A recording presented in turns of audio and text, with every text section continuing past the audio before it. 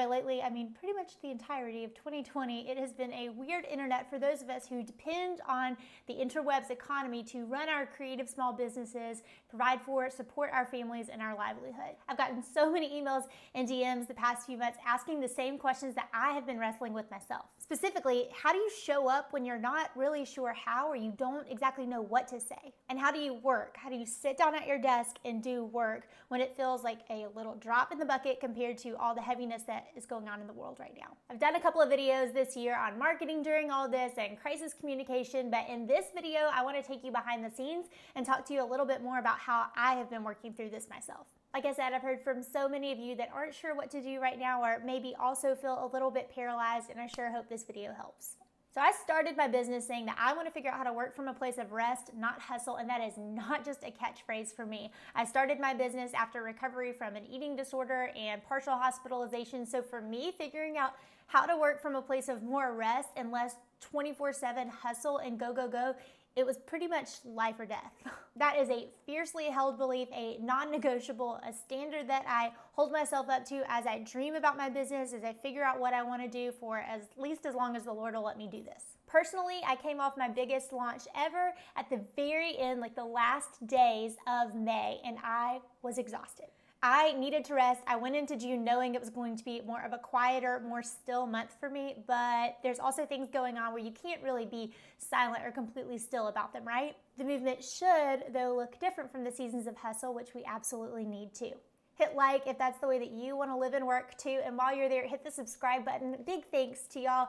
We are almost at that 11K mark, and I really do appreciate it. Okay, straight into the tips. Number one, build a sunshine folder and look at it regularly. So living in the United States of America, specifically Atlanta, I have had so many moments lately where I look at what is going on truly in my neighborhood, and it's so heavy, right? All these thoughts are going on in my head, and then I come into my office, I sit down and look at my to-do list, and it says something like, make a YouTube video about Facebook ad copy. Does that really feel helpful right now?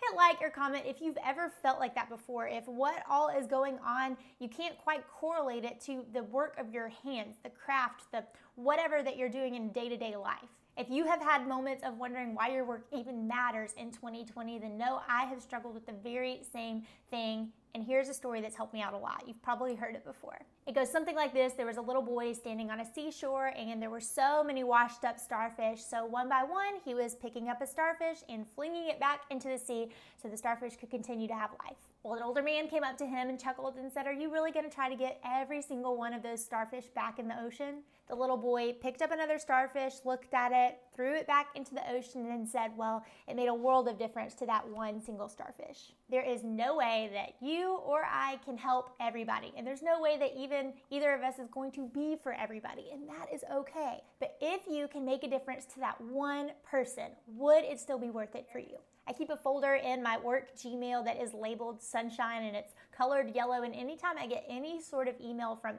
anyone, strangers on the internet, reaching out saying that something that I have done in a work capacity has influenced them or impacted them or changed their life or shifted the way that they do business, helped them make more sales so they can support their family, those emails go into that folder. And until lately, I wasn't doing a good job at going back and actually opening it and clicking through and reading it.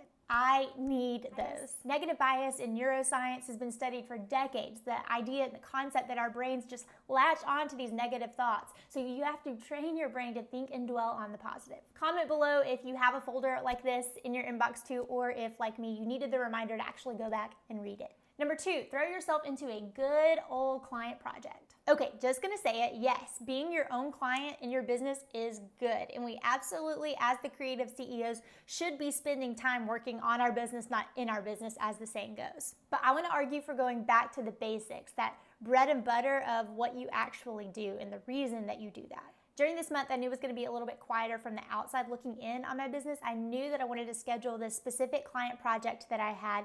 It was a dream client project. There's actually a photo of this client on my desk. I've wanted to work with her for years, and I kept thinking that one day I could land that job. Well, I landed it, and so getting to pour myself into that creative project during the past few weeks has been life-giving. Client work can sometimes be that hard work that no one really sees, or it's not publicized a lot. And it's a service, a paid service, but a service still. Now there's a tension and a balance here because I know that some of us can get, and I've totally been like this, so obsessed with client work that we put it before everything else in our business. And like I said, I've been like that. But if you are finding yourself a little paralyzed or not knowing what to say, then go back to the starfish. Go back to that one person, that one client project, and give it your all. Again, sometimes the bread and butter work that got you into this whole thing to start with can be medicine for the soul. Which brings me to number 3, create work for yourself that's not shown publicly. Okay, related to what I just talked about, being paid for what we creatively and passionately love to do puts us in a little bit of a unique position.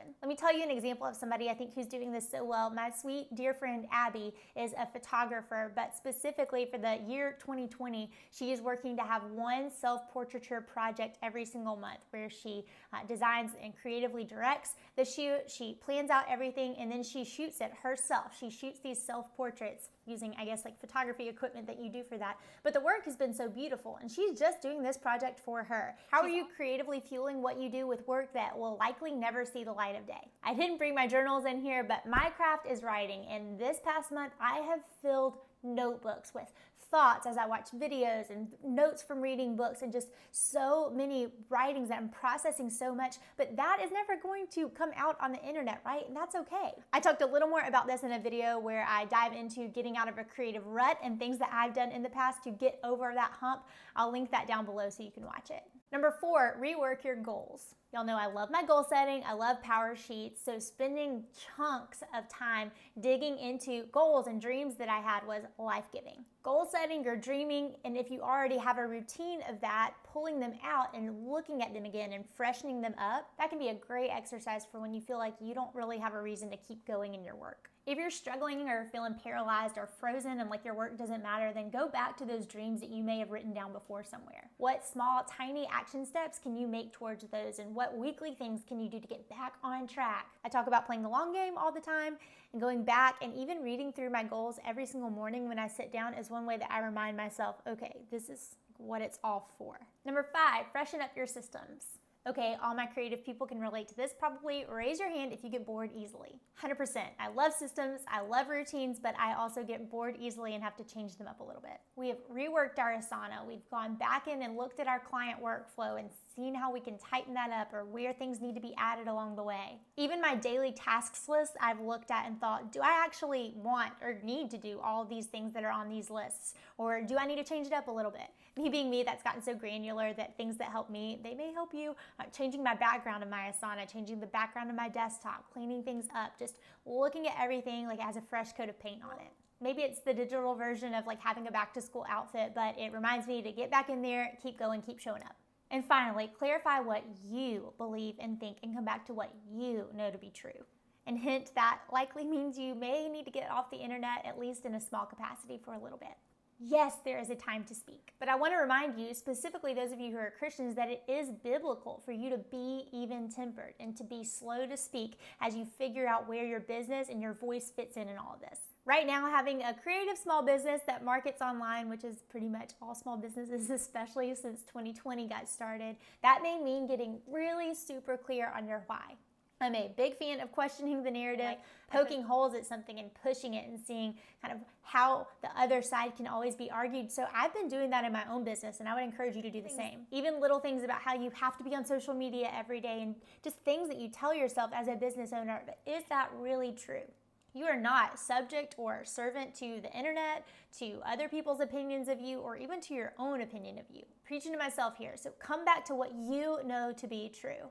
And use these times of feeling a little bit paralyzed or unsure what to say to at least figure out what you think, because from the overflow of the heart, the mouth speaks. Bottom line, I wish I could show you my DMs right now. You are not alone if you have felt unsure about your next move this year as an entrepreneur, as a creative small business owner. I know this video was a little bit different from what I do typically with copywriting tips, but I hope it serves as an encouragement and a reminder to you to stay the course, to be faithful, to do the work at hand. Tweak the systems if you have to, but know that your work matters as a creative entrepreneur. Thank you as always for watching. I appreciate it. And if you still need more support on pulling through those creative ruts, my gosh, I've had them all the time, then be sure to watch the next video I have lined up for you where I give my top tips for what I do when I'm stuck creatively. See you there.